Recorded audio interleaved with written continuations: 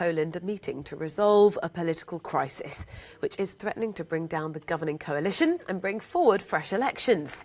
The future of the United Right alliance has been in doubt after some MPs broke ranks during a vote in Parliament last week.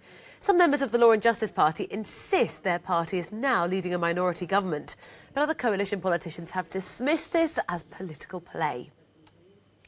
Our reporter Leslie Kablak says the Law and Justice Party needs to explain why the coalition broke up last week. Law and Justice wants to tame the ambitions of the coalition partners whose demands turn out to be too high during the government reconstruction negotiations, and also make them apologize for how they voted.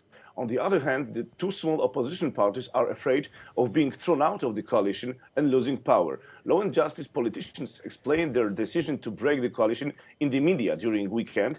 Coalition parties did the same, constantly repeating that they had always been loyal, and there is no reason why the disagreement on this bill should cause the collapse of the United Right government. Experts share these arguments, believing that it's too trivial reason to risk early elections, since Law and Justice and its allies still have some 3 years of rule.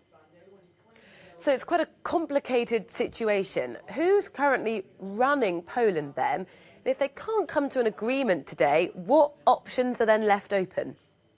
As you mentioned, for the coalition future, a meeting of the Law and Justice leadership is crucial. It is during this meeting that Jarosław Kaczyński and his closest associates will make the final decision whether the two smaller parties will continue to co-create government or whether Law and Justice will rule Poland alone from now.